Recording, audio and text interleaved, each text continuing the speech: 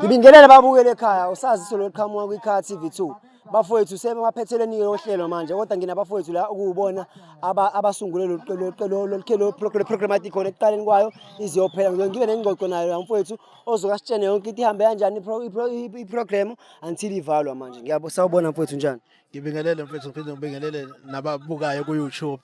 No mfethu iprogram ihambe kahle kakhulu. Inhloso yayo bekuphakamisa iYouth ku Ward 84 kahle bekufana nokuthi bese yomlazi zonke but inhloso yethu bekuwukuthi iYouth sihlangane sibe ndawonye senze sure ukuthi umhla 29 May abantu bayaphuma ngobuningi bayovotela iMK so sibize nabantwana for ijumping castle kudlalwa isoccer yonke into nabaculo saziwa bebekhona but inhloso bekukunite umphakathi senze sure ukuthi siyamobilize as soon as we can.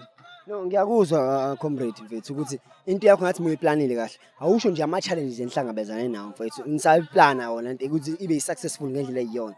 Ama challenges siba nawo ngiyacabanga ukuthi wonke umuntu uyazi ukuthi whatever sikwenzayo sikwenza ngamaphakethe ethu so ama sponsor akakaskabi nawo so singenza noma yini ukwenza sure ukuthi iMK iyaphumelela noma iMK yalinqoba ukhetho so senza sure ukuthi emphakathini nathi siyabonakala ngoba inhloso is to market inhlangano mfowethu. No ngiyabonga bafo amanga nengqinamba mhlawumbe kade ngibuka mhlawumbe iground noma mhlawumbe ezinye akazikho ama challenges nibe nawo. No asibanga nazo iground yonke into ibe sports hall kwabe istage iredo sibonga nosomabhizinisi esinabo la abakwazi ukuthi nabo bakhipha isandla ukwenza sure ukuthi lento ibe impumelelo ngoba benze sure ukuthi namhlanje lokho esikwenza ngoba akuthina kuphela but nabo somabhizinisi basendaweni benze sure ukuthi lento ibe impumelelo. No siyabonga mfowethu ukuthi uwakhe uhlelo nje mfowethu for ukucabangela abantu abayintsha mfowethu emphakathini nokuhlanganisa umphakathi ube unite mfowethu so uvala nje mfowethu uthini kubabukeli abakekhaya.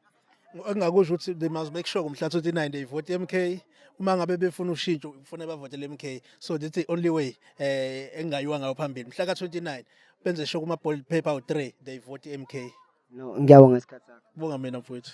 Bafowethu sike Ward 84 abafowethu ngobe sekuqilana abafowethu isiphelile iprogram was very successful bafowethu ngicela wena oqala ungena kuleli khasi wenza okufanele ucophe lapho icofe button subscribe ushare udownload siyabonga kakhulu.